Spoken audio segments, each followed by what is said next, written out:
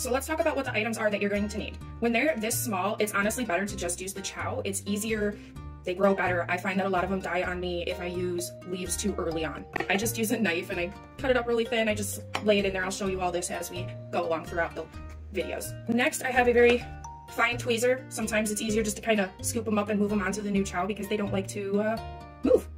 And then my little fine paintbrush, because sometimes you can use this and wrap up their little silk on the end and then move them onto food too. These are just two things that I found are really helpful for me. Next, scissors. I always clean them with alcohol because you don't want to introduce any bacteria. And then parchment paper or wax paper. And you're just gonna cut it to line the bottom of your shoebox tote. Get my wax paper. Then I just fold it in half and then in half again because I just think it's easier to cut it to make it fit the tote better. Just do that. Like that. And you have that. Since they're small, it doesn't matter that I made it too small. That happens. Not perfect. For video purposes, I'm actually going to pull the wax paper out so you can actually see how I put the worms and all that jazz on here. First, we're going to take our chow and we're going to slice it. I like to do a strip because I think it's just easier to get all the worms on one piece of chow than having a bunch of different chow all over. Now, some people grate their chow on top of their silkworms. I find that my chow dries out too fast like that, so I don't do that way. But you can absolutely take a cheese grater and just grate it along the top of your silkworms, but not too thick to where it suffocates them. Sometimes what I do too, to kind of move things along, I take my nice little fine tweezers and I pull out some of the old chow with worms on it and I set it next to the new chow. Make sure your hands are washed really, really good. No essential oils, nothing scented. I use just plain Dawn dish soap. I've done that for the last 3 years. I'm allergic to tons of gloves, so I just do it this way. But I try not to touch them, which is why I've developed my own little tool set, so to speak. And then I just move a lot of the chow, the old pieces rather, let's call them the old pieces, around the new chow. And I will give you an up-close look as soon as I'm done placing this. And then they'll eventually start moving over all on their own, which is very helpful, especially when they get bigger. When they're very tiny and black, you'll notice that some kind of die off. Don't worry about it. They are, when they get bigger, you're not gonna, it can be very overwhelming, especially like if you have 250 or more worms. When I first started out, I ordered 500 worms, not knowing how much work it was gonna be. I ended up going to Target and buying all of these giant totes. I had gotten racks and everything, and my husband was just like, oh my god, what are you doing? I had no idea, but I liked it, so I just kept going with it. And I really do believe that if there's something that you truly enjoy, you should do it, you know? I should have done it a long time ago. I wish I did. So that's about all I'm gonna be able to fit there. So in the meantime, as these guys move over, I'm just gonna pick some of the worms off that are on the parchment paper. And actually I used a coffee filter for the bottom of this. I found that those work really good. And when you go to breed your moths, you can put a male and a female in a cup and they can lay it on this little coffee filter and they can fold it up really nicely and pack it away in the refrigerator. I should have done this a long time ago. Works fantastic. Love it. Yeah. Alright, so all I do is I take my little tweezers and then on the side, you know, I just kind of go in, take it, here's an old piece, I don't see any worms on it, so I just kind of toss it to the side.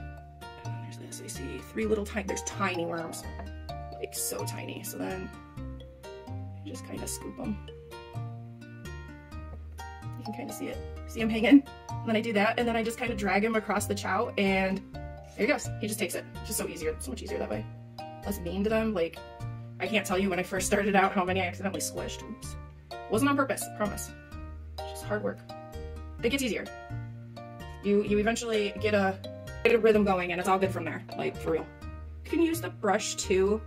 My only problem with the paintbrush is that then they put all that silk in the bristles and then they really get attached to the paintbrush. So I started using a tweezer. It was just easier to get them off of the tweezer than the paintbrush. But I don't tweeze it like this, it just scoops. So you're not squeezing, okay? Don't squeeze. You squeeze, they're gone.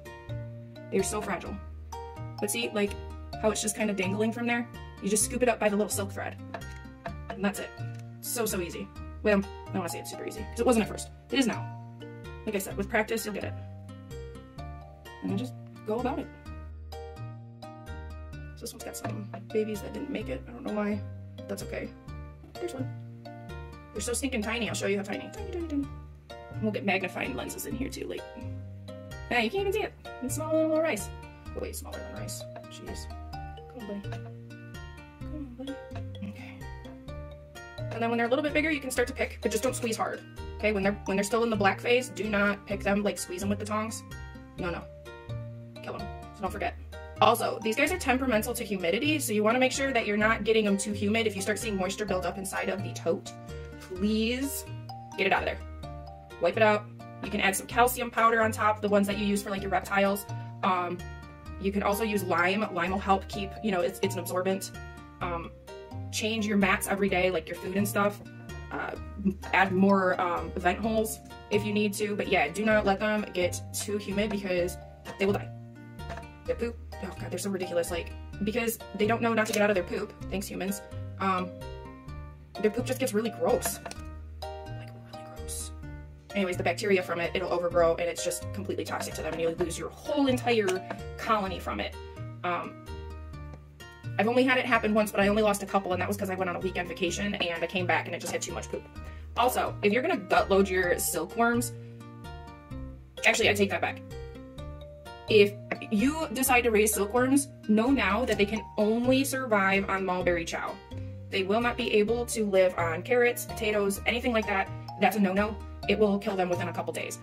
I've seen a couple people on here, you know, do stuff like that for like gut loading, and that's fine, but do that 24 hours before and keep those silkworms separate because the fumes from the poop, I'm like brain farting here, but the ammonia and all that, it builds up in that container and there's just not enough vent holes from it killing them, and it's bad. I've ran out of mulberry chow thinking, oh, maybe a carrot or two, you know, for like a day until that chow gets to my porch. Even then, they still didn't survive. When I put them back on mulberry chow, they just died. It was very sad, and I won't ever do that again. Yeah, I just won't do that again. You can also feed them like multivitamin on those carrots too the night before. The multivitamin, all that, it won't kill them, so you're still gut loading your reptile by doing that too. Just make sure it's only 24 hours before, not 48, not anything like that. Oof. Or separate the ones that you're gut loading because, like I said, those poop fumes, let's call it, it will roast a whole colony. Just gone from poop. Worst way to go. I died by poop. Not only did humans breed everything out of us, I died by my own poop. Come on, buddy. Come on, buddy. There you go. There you go. Oh, we're getting close to being done in here, thank goodness. Ooh, I like it when they hang, it's so much easier. I don't see nothing else on there. There's nothing else on there either. Like, you can barely see them. Man, I look tired, don't I? My allergies are kicking. Oops. Yep, that's it for those. Here, buddy. Why are you going this way? There's another one. Then what I do is I pull this out to make sure that nothing got anywhere else. Oh, there's two more. Here's one. Sometimes they get a little lost under the wax paper or whatever.